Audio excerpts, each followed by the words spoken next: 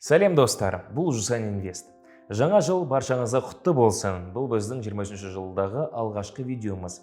Бірінші видеомызды бірден 23 жылға арналған кеңестерден бастауды жөн көрдік.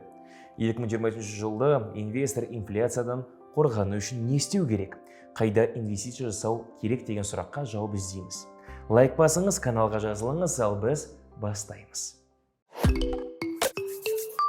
Инфляция – бұл тауарлар мен көрсетілетін қызметтер бағаларының жалпы деңгейінің артуы. Инфляцияға көптеген ішкі және сыртқы факторлар әсер етеді.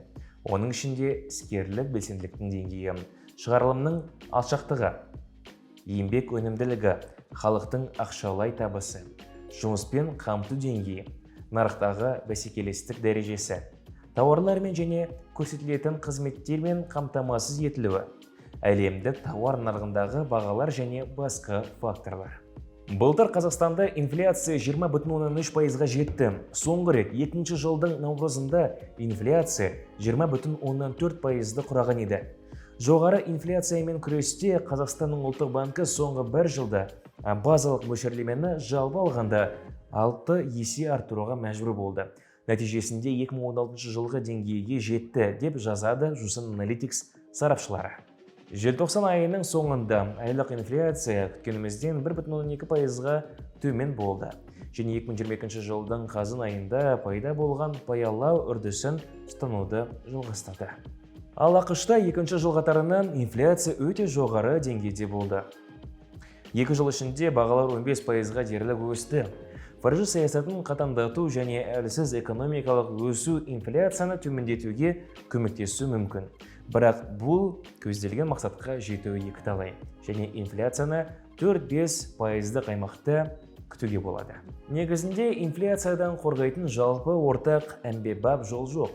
Бірақ инфляция күні сайын өсіп жатқан кезде қор нарығында ұтымды инвестиция жасау арқылы ақшаңызды құнсыздандырудан қорғау мүмкіндігі бар. Облигациялар. Облигация инвестор мен эмитент арасындағы қарыз түрін растайтын бағалы қағаз. Қарапайым тілмен айтқанда, облигация дегеніміз қарыздың бір түрі. Облигацияның екі түрі бар. Олар мемлекеттік және корпоративтік болып бөлінеді. Мемлекеттік облигацияларды ұлттық банк, қаржы министрлігі сияқты ұйымдар шығарады. Ал корпоративтік облигацияларды жеке компаниялар шығарады. Мысалы, Жусан Инвест арқылы қазір НФ Казахстан компаниясы шығарған қысқа мерзімді облигацияларын жылдық 20% мөлшерлемемен алуға болады. Облигациядан табыс табу көзі оның пайыздық мөлшерлемесі арқылы. Қарызға берілген сомамен қатар сізге пайыздық үстемесі де қатар беріледі. Облигацияның тағы бір артықшылығы, мұнда қаржылай шығынға ұшырау қаупі төмен. Акциялар. Инвестиция сізге тез байып кетуге немесе тұрақты өсім болады деп кепілдік бермейді. Ертең акциялар бағасы қалай өзгеретіні туралы ешкім білмейді. Бағалы қағаздар құны бірден өсіп немесе құлауы мүмкін. Биржа ешқандай кепілдік бермейді, ал салған ақшаңыз сақтандырылмайды.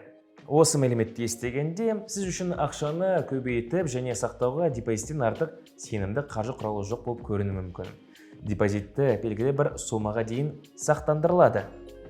Ал депозиттің кірісі ресми инфляциядан жоғары. Ал негізінде депозиттен түсетін кіріс ресми инфляциядан жоғары болғанымен, тауарлар бағасының шынайы өсуі мен инфляция деңгейі әртүрлі болуы мүмкін. Мысалы, флагмандық iPhone бағасы жыл сайын Қазақстанда орташа есеппен 20%-ға өсіп отырады.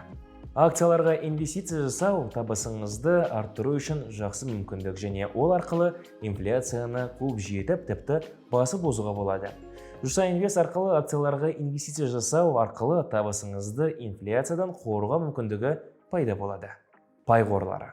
Пай қорлары 23 жылы жақсы табыс алып келу мүмкін. Өйткені онда жан-жақты әртараптандыру жасалынған және кәсіби мамандар күн демес, түн демей оны басқарады және түрлі дағдарыстар мен ешкім күтпеген жағымсыз жайттардың алдын алып отырады. Сондай-ақ биылдан бастап Жусан Инвест басқаратын пай қорлары дивиденд төлеуді бастайды. Мысалы, алға пай қорына инвестиция жасаған адамдарға биыл дивидендтік төлем жасалады. Бүгінгі видеоны қорытындылай келе, инфляциядан қорғану үшін инвестиция жасаған кез келген адам алдымен мына сұрақтарға жауап беруі керек. Қандай қаржылай көрсеткіштерге қол жеткізгісі келеді? мақсатқа жету үшін қанша ақша және қанша уақыт жұмсай алады, және инвестиция жасауға қанша уақытын қиюға дайын. Осы сұрақтарға жауап тапқан соң, жоғарыдағы кеңестерді пайдаланып, инвестиция жасауды бастаған дұрыс. Достар, осымен бүгінгі видеомыз мәресіне жетті. Айтылған кеңестер пайдалы болды деп үміттенеміз. Қалған ақпараттың бәрі Жусан қосымшасының инвестициялар бөлімінде және видеомның төменгі жағындағы сілтемелерде. Лайк басыңыз, коммент жазыңыз. Келесі кездескенше.